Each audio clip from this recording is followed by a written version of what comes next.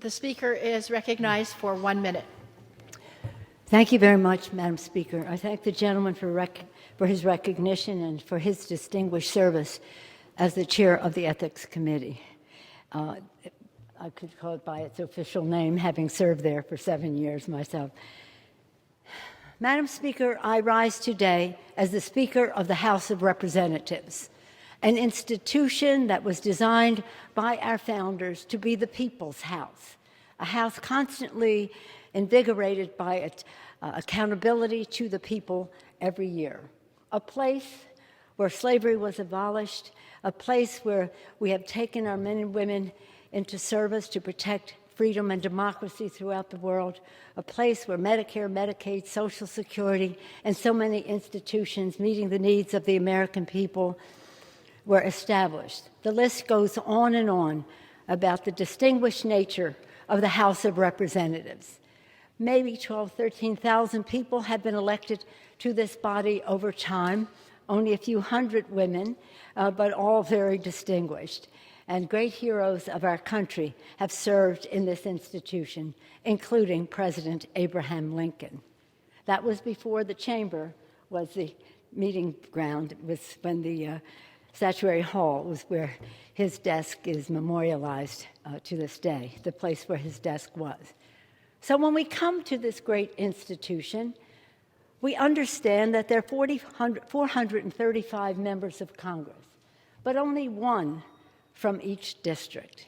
Only one of us represents these thoughts, aspirations, dreams, fears, and hopes of our constituents. There is no bigger privilege for any one of us in the House, be it Speaker, Whip, Leader, any of the titles that our caucuses may bestow on us, that is as prestigious as to saying, I speak for the people of my district, in my case, the District of San Francisco.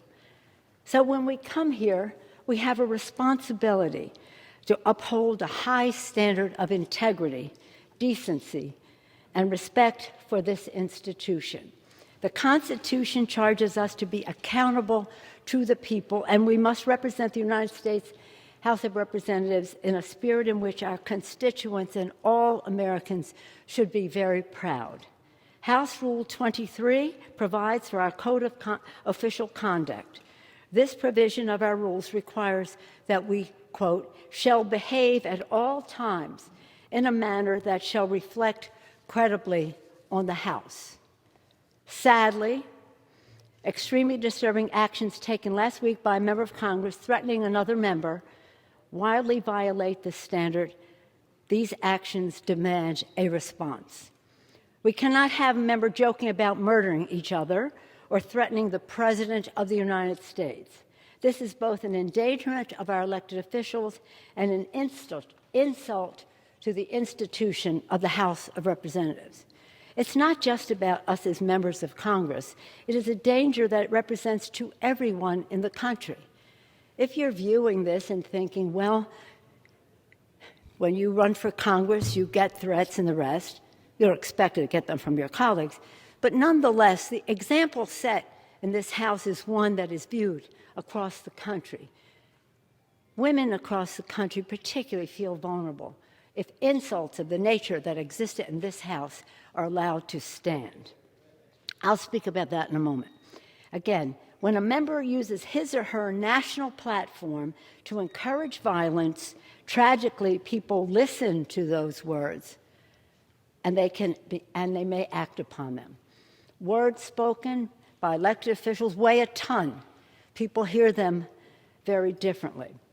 As the resolution that the committee is putting forth states, depictions of violence can foment actual violence and jeopardize the safety of elected officials, as witnessed in this chamber on January 6, 2021.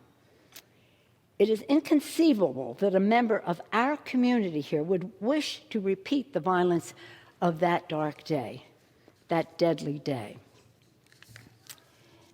As a woman, Speaker of the House, I want to be clear. These threats specifically target a woman of color, which is part, as the resolution states, a global phenomenon meant to silence women and discourage them for seeking positions of authority and participating in public life. Again, this is about workplace harassment and violence against women. Yet, the member has never apologized for his actions. It's a cartoon, relax, he said. Really? A cartoon? Relax? And he wrote to supporters, his hyperventilating and shrill accusations that this cartoon is dangerous are laughable or intentionally hyperbolic. I'm entitled to speak to the people and to do so in a manner that is engaging, he said. Really? Is it engaging to depict killing a colleague or anyone? It's not just about members of Congress. Anyone, threatening anyone. Disguising death threats against a member of Congress and a president of the United States in an animated video does not make those death threats any less real or less serious. And indeed, conveying them this way makes them potentially more dangerous by normalizing violence. It isn't funny. And yes, you have a right to speak, and so do we have a right to react to what you are saying when you are threatening the lives of members of Congress and the President of the United States. It is sad that this entire House must take this step because of the refusal of the leadership of the other party. Indeed, it took 9 days for the minority leader to publicly spoke out about this threat, and when he did, he merely said it was not the member's intent to ever harm anyone. Really? And many other members on the other side of the aisle have refused to strongly condemn these actions. One member of leadership said, unfortunately, in this world we're in right now, we all get death threats, no matter what the issue is. Death threats from our colleagues? Death threats from members of Congress? We all get death threats. Members think it is okay to use their platforms to directly encourage more death threats against their own colleagues? The resolution on the floor today is about accountability.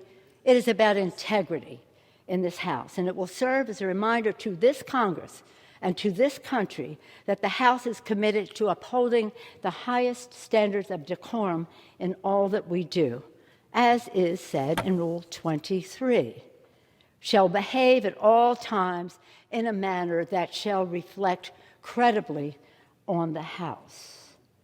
In our actions, we must be mindful of all who make up our congressional community, including not only members, but also the committees, the committee staff, the institutional staff, and thank you for your service, the custodians of the Capitol Police, and others. As we proceed to make progress for the people, let us be guided by our love of this institution, respect for this institution in which we serve, and again, an example that we wish to show to the world.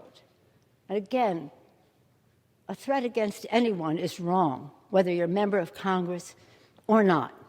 So this is just about the example, again, that is in total violation by the action of the members. Yes, indeed, Madam Speaker, it is a sad day for the House of Representatives, but a necessary day so that we can, again, behave at all times in a manner that shall reflect credibly on the House.